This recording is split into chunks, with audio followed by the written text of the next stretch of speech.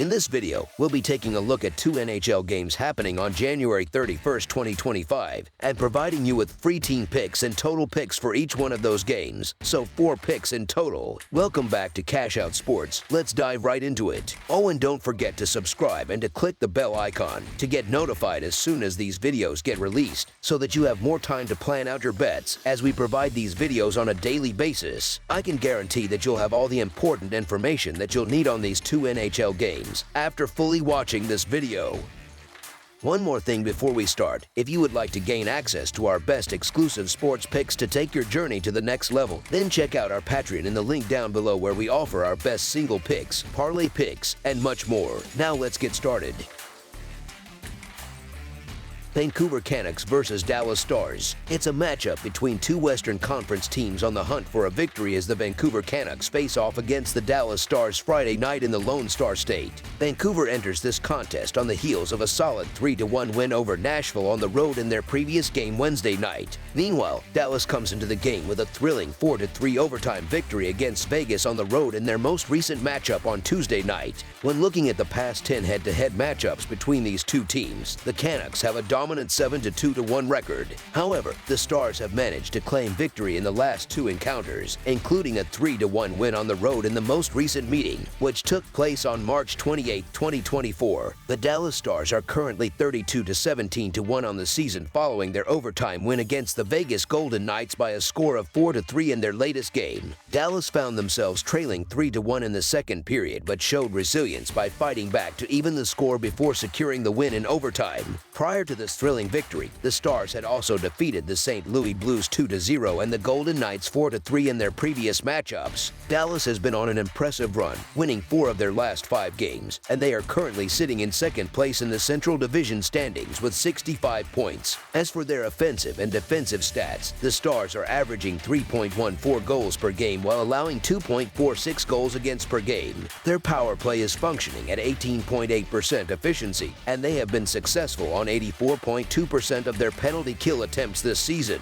On the other side, the Vancouver Canucks are 23-17-10 after their 3-1 win over Nashville on Wednesday night. Vancouver was tied 1-1 after the first period, but they found a way to score the next 2 goals to secure the win. Despite being outshot 32-22 and winning only 34% of the face-offs, Vancouver managed to make the most of their opportunities, going 1-3 on the power play. Prior to this win, the Canucks had defeated the Blues 5-2 and the Washington Capitals 2-1. Vancouver has now won 3 consecutive games and is currently sitting in 4th place in the Pacific Division standings with 56 points. Their offensive output this season averages 2.84 goals per game, while their defense has allowed 3.1 goals per game. They have had success on the power play, operating at 22.8%, and they are successful on 80.5% of their penalty kill attempts. Both teams enter this game with 3 consecutive wins, but the Dallas Stars hold the edge in multiple aspects of the game. Vancouver has performed admirably on the road, with a solid 14-7-4 record away from home, but Dallas has been even better on their home ice, boasting an impressive 18-7-1 record at the American Airlines Center.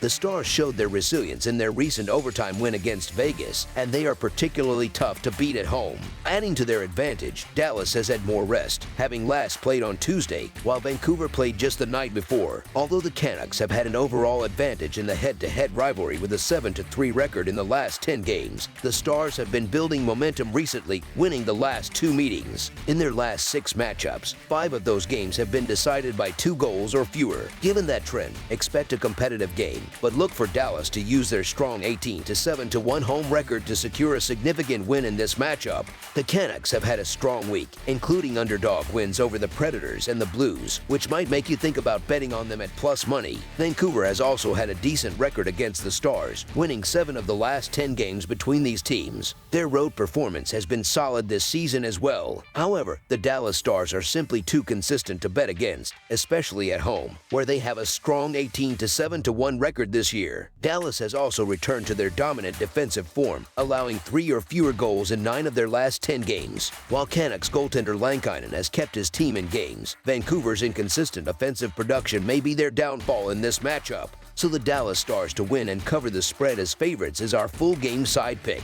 This matchup features some major players on the ice, but it's the goaltending battle that is particularly intriguing, with Jake Oettinger for the Stars and Thatcher Demko for the Canucks. This should lead to another low-scoring game, especially considering that 3 of the last 4 matchups between these teams resulted in a total of 5 or fewer goals. Looking at recent trends, the Canucks have stayed under the total in 6 of their last 10 games, with 6 of those games seeing 2 or fewer goals allowed. The Stars, too, have stayed under the total in 7 of their last 10 games, allowing just 23 goals during that span. Vancouver has stayed under the total in 4 of their last 6 games heading into this matchup, and playing in Dallas is going to present a significant challenge. The Canucks are averaging only 2.88 goals per game on the road this season, while Dallas has been stingy on defense at home, giving up just 2.23 goals per game at the American Airlines Center. Dallas has stayed under the total in 7 of their last 10 games, and given Vancouver's struggles to score on the road, coupled with how tough Dallas is defensively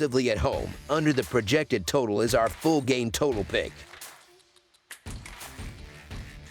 St. Louis Blues versus Colorado Avalanche. On Friday evening, the St. Louis Blues will travel to Denver, Colorado, where they will face off against the Colorado Avalanche in an important divisional matchup at Ball Arena. The Blues will be aiming to return to the win column after suffering a 3rd consecutive defeat earlier this week. Meanwhile, the Avalanche are hoping to bounce back after a disappointing stretch, having dropped 4 of their last 5 games, including a loss to the Islanders in New York earlier this week.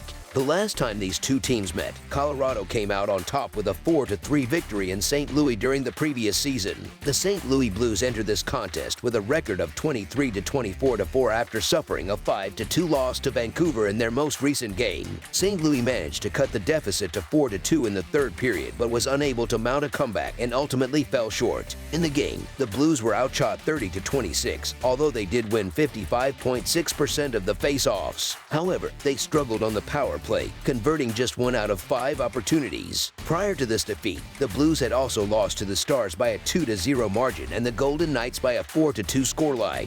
Having lost 3 games in a row, St. Louis is now tied for 5th place in the Central Division with 50 points. Throughout the season, the Blues have averaged 2.75 goals per game while allowing 3.02 goals against per game. Their special teams have been a point of concern, with a power play percentage of 18.8% and a penalty kill rate of just 71.8%. The Colorado Avalanche, with a record of 29-21-2, are coming off a 5-2 loss to the Islanders in their previous outing. Colorado fought back in the 3rd period to narrow the gap to 3-2.